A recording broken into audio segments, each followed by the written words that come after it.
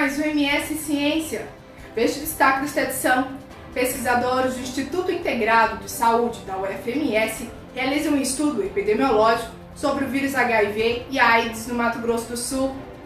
Veja na reportagem. A AIDS é uma doença crônica causada pelo vírus HIV, que danifica o sistema imunológico e interfere na habilidade do organismo de lutar contra outras infecções, como, por exemplo, a tuberculose.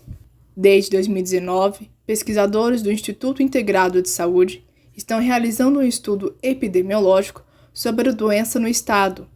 A coordenadora da pesquisa, professora Ellen Ferraz, explica que a ideia surgiu de um aluno. O programa de pós-graduação em enfermagem, que tinha o interesse em estudar a temática. Então, isso aconteceu em 2019, então ele apresentou o objetivo de fazer esse estudo mesmo epidemiológico, porém, como a gente utilizou de banco de dados,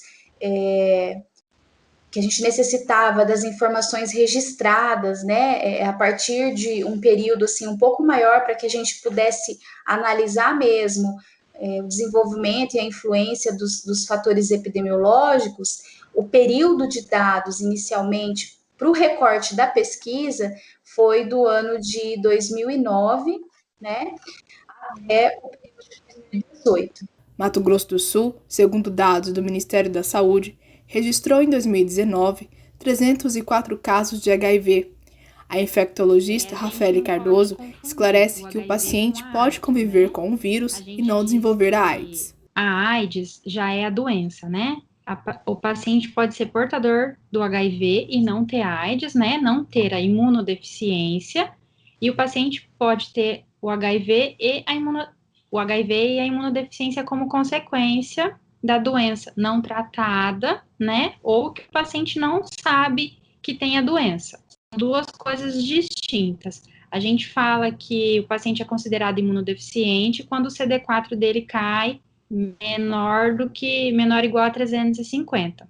O CD4, é importante a gente explicar, que nós temos vários tipos de células de defesa. Uma delas é o CD4. E o HIV, ele mata a célula de defesa nossa CD4 para formar novos vírus no organismo. Então, ele vai matando. Se a pessoa não sabe que tem a doença e não trata corretamente, vai matando, Vai matando as células. Por ano, tem uma capacidade bem grande de matar cada célula que a gente tem. E aí, quando chega em 350, o paciente já está imunodeficiente. E a hora que chega em 200, ele está exposto a ter alguma doença oportunista. Que é que vem as doenças definidoras de AIDS, que a gente chama, A principal forma de transmissão do HIV é por meio da relação sexual. A transmissão acontece através de acidente com material biológico, Então, você se acidentar com uma agulha contaminada, ou então através a transmissão vertical, que é da mãe para o bebê, quando ela está gestante, Pode passar, se não tiver um tratamento, um acompanhamento, ela pode transmitir na hora do parto e também na hora de amamentar. Por isso, as mães que vivem com HIV, elas não podem amamentar os bebês, porque também é uma forma de transmissão. Tá? Então, assim, é bastante importante frisar as formas de não transmissão. Então, abraço, beijo, tomar tereré, compartilhar talher, nada disso transmite. O estudo teve como análise os anos de 2009 a 2018.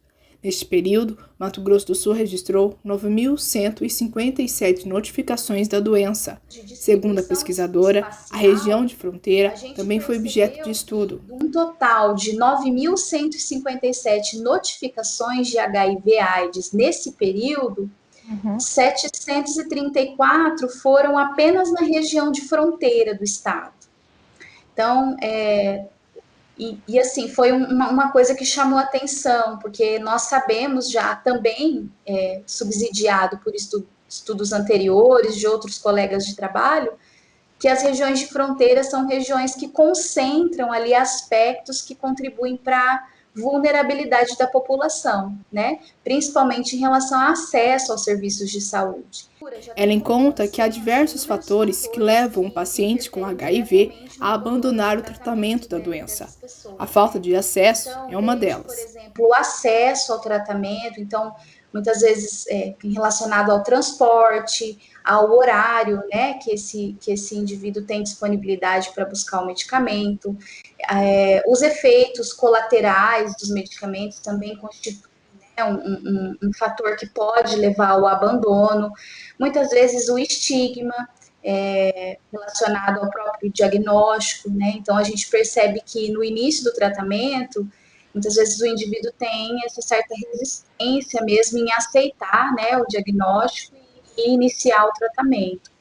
E sem contar os outros fatores, né, como doenças pré-existentes, a utilização de muitos medicamentos ao mesmo tempo, relacionado a outras doenças, e também considerando os determinantes sociais, né? Então, quando a gente pensa assim em questões relacionadas à cultura, a gente também encontrou no que ele acredita estar doente ou não estar doente, né? Então, muitas vezes, quando ele inicia o tratamento e ele sente melhora, né? Isso, muitas vezes, essa sensação de bem-estar também a gente encontrou que pode ser um motivo que leva ele ao abandono, né? E aí esse indivíduo ele retorna a procurar o serviço quando ele já tem aí o desenvolvimento da AIDS mesmo. O abandono ao tratamento pode levar o paciente a ter agravamento da sua imunodeficiência, adquirindo uma infecção oportunista, né, e a morte. E também, se o paciente abandonar, toma irregular o remédio, ele pode ter resistência, né? O medicamento antirretroviral pode não fazer efeito mais nele. A AIDS não tem cura, mas existe tratamento. O principal deles é a terapia antirretroviral, TARV. Roberto Braz esclarece a importância dele para os pacientes soropositivos. Que é o uso dos medicamentos que combatem o vírus. Tá? A gente tem, desde 1995, mais ou menos, começaram a surgir, né, os primeiros antirretrovirais. De lá para cá, com a evolução, eles estão bastante modernos. Então, assim, hoje em dia, se usam 2 comprimidos para terapia inicial e uma vez ao dia. Teve momentos que a gente, no início, que precisava usar 28 comprimidos todos os dias. Hoje, então, a gente já conseguiu evoluir.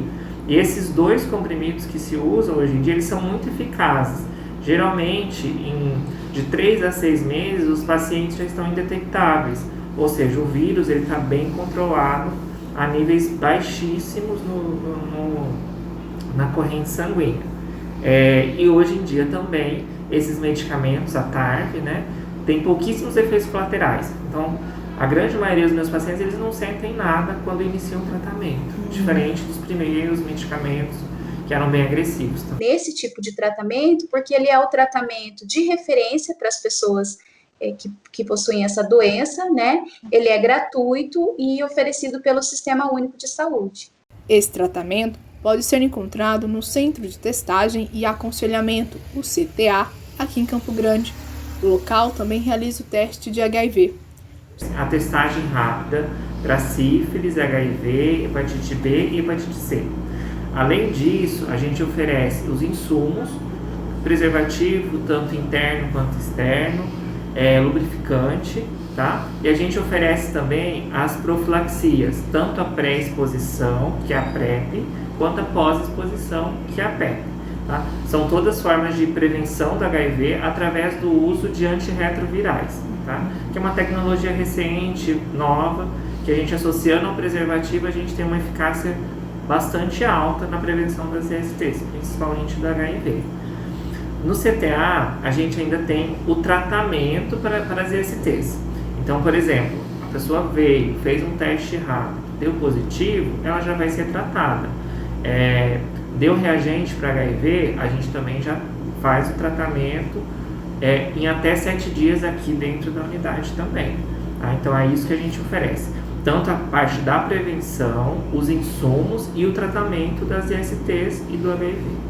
Ter o apoio da família e manter uma rotina saudável auxilia no tratamento da doença e ajuda a prolongar a vida do paciente com HIV. A partir do momento que a pessoa tem o apoio familiar, ela se sente melhor, né? Porque não fica essas culpas, a pessoa não fica com culpa, não se sente culpado, a pessoa sente que pode contar com alguém, os remédios, eles dão efeitos colaterais, né? As pessoas muitas vezes têm dor de cabeça, sentem enjoo, sentem diarreia, então é um momento difícil para a pessoa, a gente precisa estar ao lado da pessoa, né?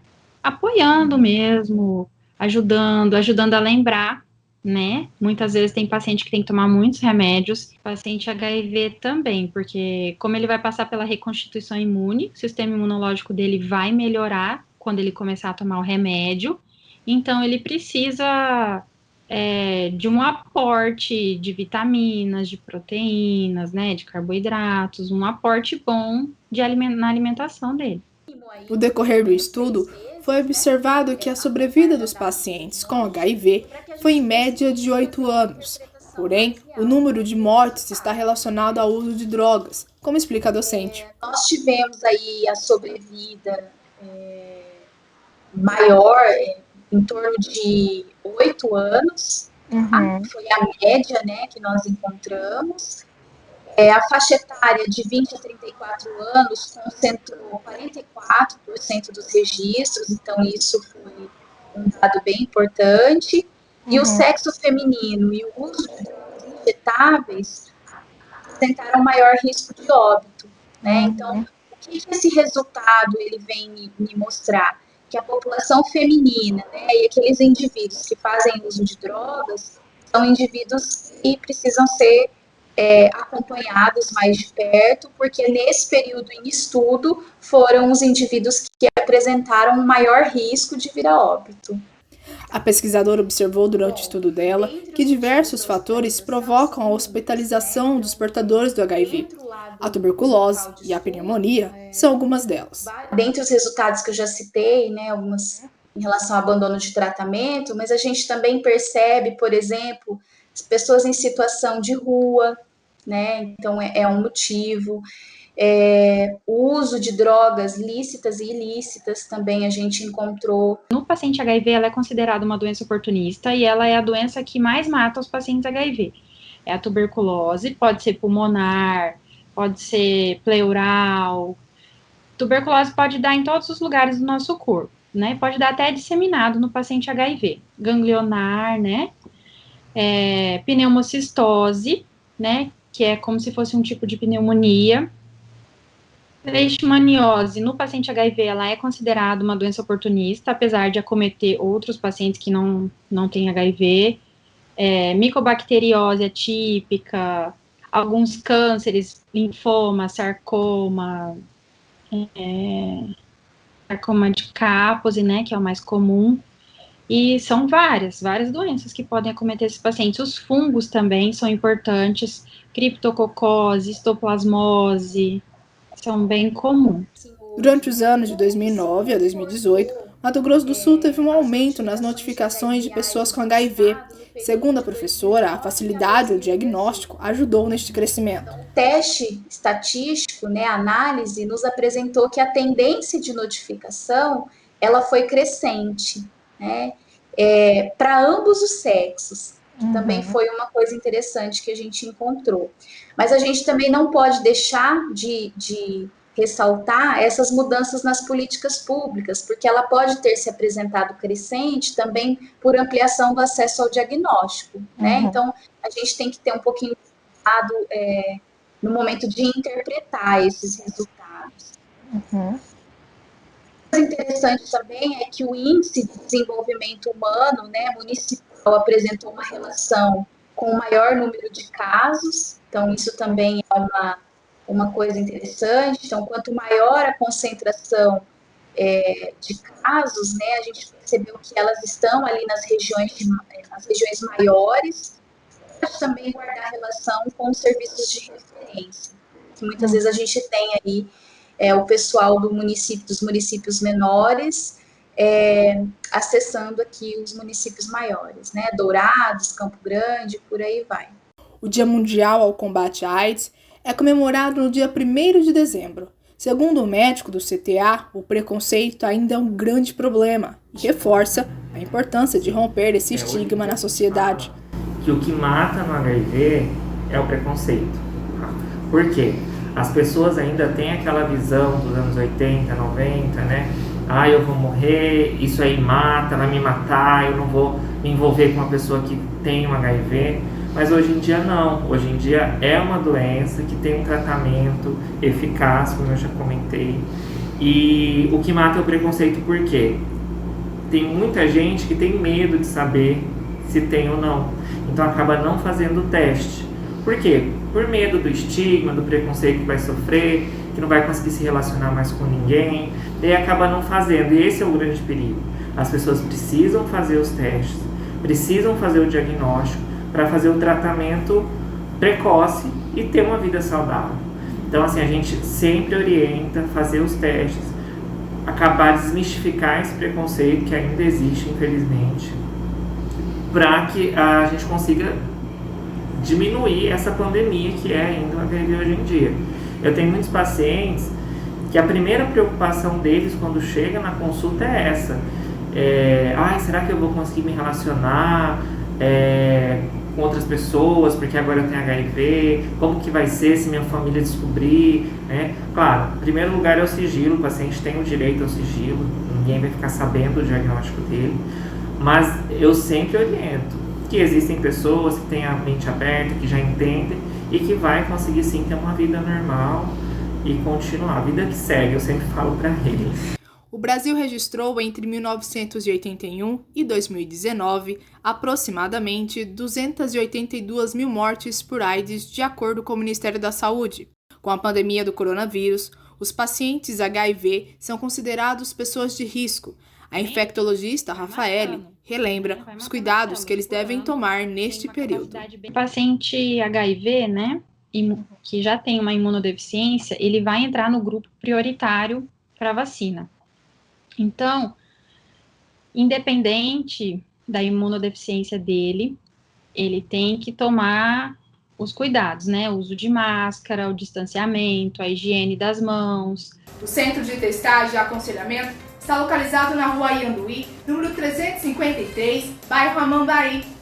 O MS Ciência termina aqui. Até o próximo programa.